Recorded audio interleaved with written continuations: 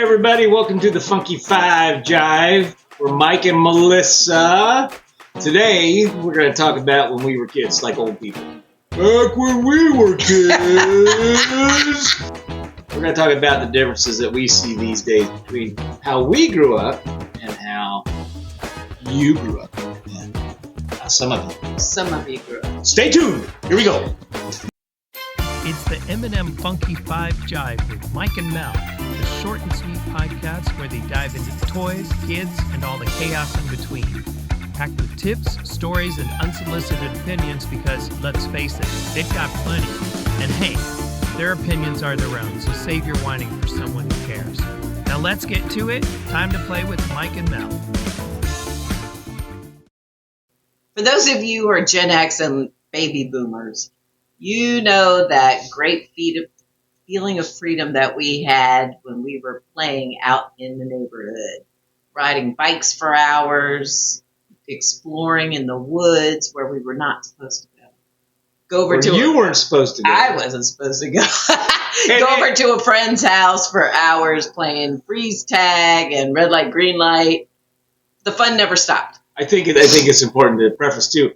We both grew up middle class kids in cities, really. Mm-hmm. You know, I mean, we lived Suburbs. in a farm. Yeah, but when I was younger, at the age we're talking about, I was in Indianapolis in Broad Ripple, with people locally will know where that is. And then you were? I was in Columbia, Maryland, which was a suburb of Baltimore, in between Baltimore and Washington, D.C. And so we had similar neighborhood experiences. We had this neighborhood that was a circle, so it was kind of like a racetrack. And there's probably, 30 houses, maybe 40, I don't know. Mm-hmm. But tons of kids. So the adventures were endless. Back, we used to have swing jumping contests, like go as high as you could and jump out as far as you could.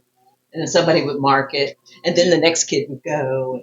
Do you remember, did you guys have, the parents that bought those real cheap swing sets, and then they didn't put them in the ground, and then when you were swinging, the whole thing the whole thing would just, Well, I just thought of that when you said that, because then you go to the park, and they were 40 feet tall. You could really get going. You could go. And these kids are arms and legs are flailing. And then we had the big, I think I talked about this in another video, the big rocket ships. Yeah. That were metal, like prison rocket ships with big metal poles and big red cone top. And then the slides that came out, and my brother fell and hit his head on a rock. Yeah. And you screwed up to this day because of it. And you don't know. But yeah. So, we're talking about the dangers of being a kid in the 70s and the 80s. You're right. And I'm a baby boomer. I'm no Gen Xer, but I'm close. Yeah. Right on the verge. You're 1 year on the cusp. away. We would get we had bikes. That was the thing. Bikes were the thing. Bikes were the thing. The bike was like your car. Right. You had to go everywhere on your bike. Right. And we'd have races. We'd run around. We'd have a good time. And we'd go down to the trails. Yeah. And the trails were in the woods that you're talking about. Right. You weren't allowed to go to the woods. I don't even know if my parents knew we were going, but we just said we're going to the trails. Gone. Yeah. All day long. Well, nobody had cell phones, obviously. Nobody knew where you were. I mean, it was pretty much, hey, Mom, Dad, going to the village center, be back later, and later was probably around dinner time. Because we'd have to go up there and we'd have to buy candy, and we'd have to get generic sodas. Or Cragmont sodas with Cragmont sodas. What? They were great, and lemon lime, and they had all kinds of. I don't even know what that is. That was what you did because they were only 25 cents. We never had any money, man. We never went to the store. Oh, we went to the store because we'd mow lawns for money, or just do chores. I mowed lawns and stuff, but for some, I guess occasionally. You didn't have enough for Pop Rocks or something? Well, no, we didn't do that. That wasn't our jam. We had a 7-Eleven down the road, and sometimes, but for the most part, I think we just got snacks at home. I don't know. Yeah, but we did sometimes. But both of my parents worked, so Saturday and Sunday, that was the day where you just get out of the house so they could clean and do yard work and whatever, because that was what they did all day long. I could go out after I did my chores. Yeah, you'd have chores. Disappear. But they Well, didn't want actually, to that takes us entertain to the the neighborhood kids after they've been working all week. You know, you'd come in for a minute and get a drink, but you're not going to hang out. Yeah, nobody's hanging out in the house. No, they didn't want to It's- do that. even in the winter, you're pretty much outside. Yeah. In Indiana in the winter, it was snow and cold, and if you came in, it was like getting dressed on Christmas Story. I can't put my arms down. But that's true. And you know, I have I have a video of me riding my first bike and there's snow on the ground. Snow. I didn't care. No. I was riding that bad boy. No. Santa brought me a bike. I got to show Are off. you kidding? Of course you did. Parents today would freak out if their kids did some of these things. Number one was a lot of kids were latchkey kids. You were a latchkey kid. I was a latchkey kid, but I was surrounded by stay-at-home moms, so therefore I was never really alone. My mom was a stay-at-home mom. Mm-hmm. And we were talking about this earlier, that I had a couple friends in school that were latchkey kids. They had the key around they had like a necklace or a piece of string with a key on it. Mm-hmm. But I don't think we were allowed to go to their house when their parents weren't there. So they could go home by themselves. You weren't? Okay. Mm-mm. No. Although when we got a little bit like 8th grade. Yeah, when you're then older. we did. Yeah.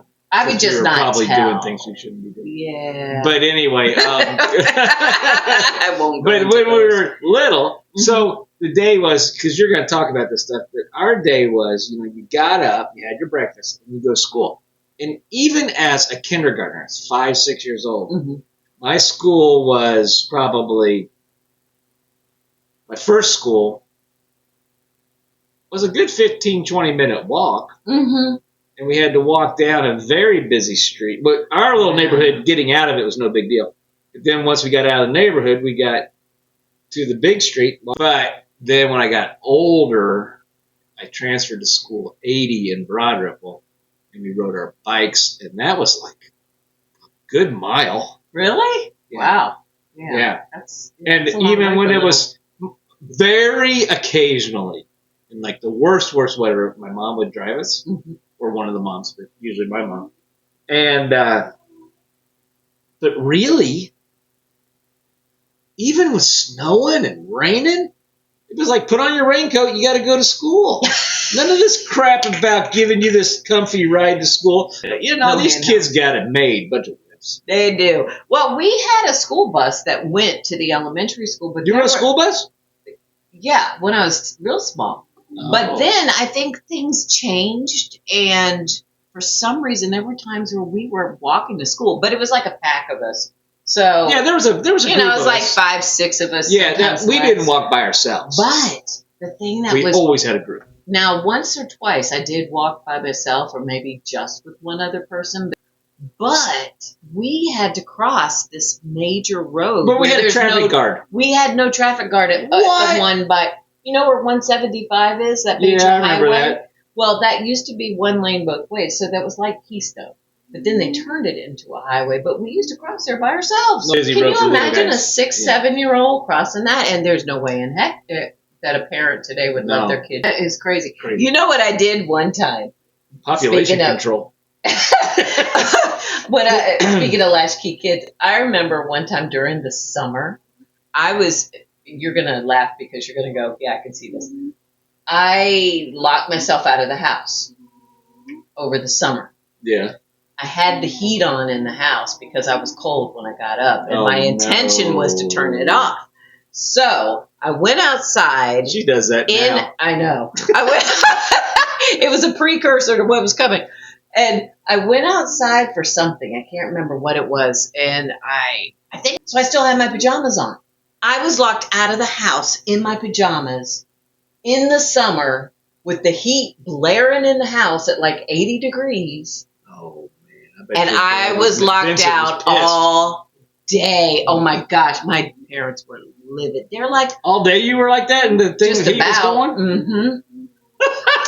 My neighbors did not have a key to the house. Only We were I had ingenious. a key. We got- I was in a That lot does of work. trouble. Blah, blah. Latchkey kids. Next one, number 2, unsupervised outdoor Well, we've adventures. already hit But on we've that. already hit on that one. Number 3, the era of minimal safety regulations. So seatbelts were optional. Playgrounds were constructed with sharp metal and giant logs that gave you splinters. And helmets, there was no such thing. no such thing. Nobody. They didn't helmets. even invent them yet. I don't think helmets were a thing until my kids were riding bikes. They weren't. And that would have been, like the very beginning of people wearing helmets, because I was kind of anti-helmet. Yeah. I was like, they're kids, they'll be fine. That's for clumsy kids. I think it was definitely. We got a buddy here. We gotta, pick him up. Come here. We've got a 15-year-old dog under our table that won't go away because, according to his watch, we're supposed to be eating dinner right now, he's mad at us for not doing that. So. Growing up, we didn't have any seatbelts. People ride in those station wagons in the back seat facing the wrong way, and right, so you can look out the window. Actually, that would have been safer. Yeah. But we would ride in all those kind of vehicles, but never a seatbelt. Yeah. I used to lay in the window. I don't know how my dad would let me do that because he probably couldn't sit on the back. Well. Yeah. Or down in the floor pan in the back seat. Sometimes we'd be in the front seat. We'd be crawling back and forth while we're driving. That. Yeah, crawl back. Like crawl up to mom and crawl back, and oh my gosh. Yep, we would do that. And nobody thought anything about it. No. And then my first car was a '66 Buick, and it had seatbelts, but they were like shoved down. They're shoved down in the seat. So I remember as a 16-year-old driving really fast and sliding on my vinyl seats because I didn't have anything to hold me in there. So I don't know. Craziness. I'm surprised that most of us lived. No, we had a 1970. Well, we had a 19.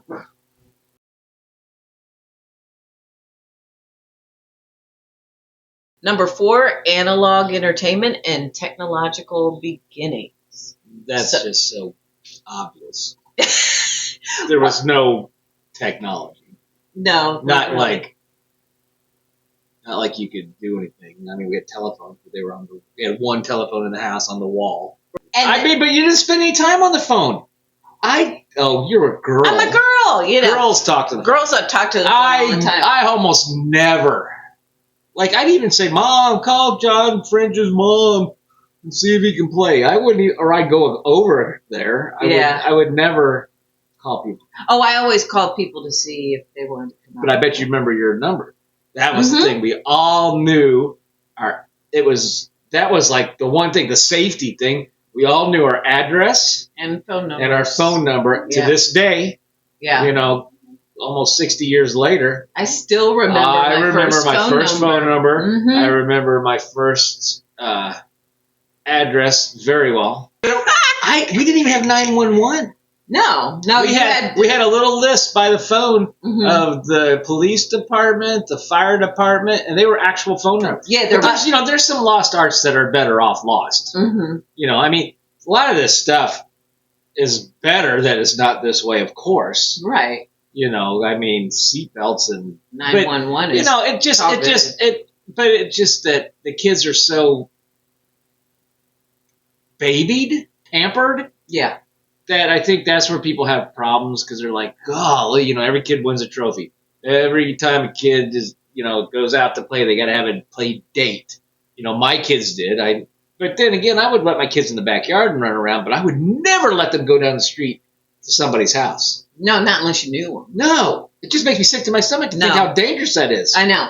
Well, that's what I did with the kids. Like whenever they wanted to play with somebody, just go over to their house, and you had to plan the play date, which drove me nuts. But I said, "Can I meet their mom or dad or whoever's going to be there first?" And they were like, well. Yeah, maybe, but this is when and I was like, no, then you can't go over there until I meet a parent because I don't know. You don't know what kind of people they are, right? And now, I think a lot of that is too now because we know there's so many weirdos out there. Yeah. Back then, it was like everybody was the same. Everybody was fine. Yeah. Nobody really suspected. You never. Yeah, it was like a one-off. I mean, my dad even worked in the news, but they didn't seem much worried about it. Well, they weren't worried about it. I mean, he always knew if there was something bad going on. Yeah. You know more than anybody in the whole dang Right. country, probably. And my mom worked for the FBI. Yeah, there you go. So they weren't trying anything with me. They were like, Melissa's mom Secret agent. Secret agent. Yeah, she wasn't an agent, but they thought so. And I spread that rumor. But on from that, Yes. that we'd also have, of course, board games because we didn't have the video Well, games. yeah, when and it you'd came end to up family. playing. Play was so different Uh-huh. and so much better. Yeah. I think even when our kids were little, it was better. Yeah. Because our kids didn't have phones. And No. even though they did have video games, they were not very good and not very Right. many of them. Back in the 70s and 80s when it came to entertainment, not video games, but games and board games, we have a great vlog that we did the other week about that very thing. So if you're into Twister or Monopoly, Game Right. of Life, those kinds of things, check out that as well. I think you'd really enjoy it. Number 5 on our list here is the resilience through adversity. But there's always an exception, right? But the thing is that we approached everything with skepticism. We didn't believe everything that we saw, and we didn't have the internet to look it up. So Right. you had to You had the figure World Book stuff Encyclopedia if you were lucky. right, and you had to figure all that stuff out for yourself. Like, for example, when I had to do research on a paper, I had to go to the library Right. and actually look at a book or look at periodicals and write a report and type it up and figure it out. Before streaming and on demand, there were Saturday morning cartoons, of course, and after school cartoons and after school shows. I think it's important to note too that we were a generation of kids that pre-VHS, pre-recorded anything. Right. We didn't have any recordings. The closest thing you'd get to recording anything were a real film. Like my dad had a high-8 camera. Okay. And he would take video, like film, Uh-huh. actual film on the round little film reels. Yeah.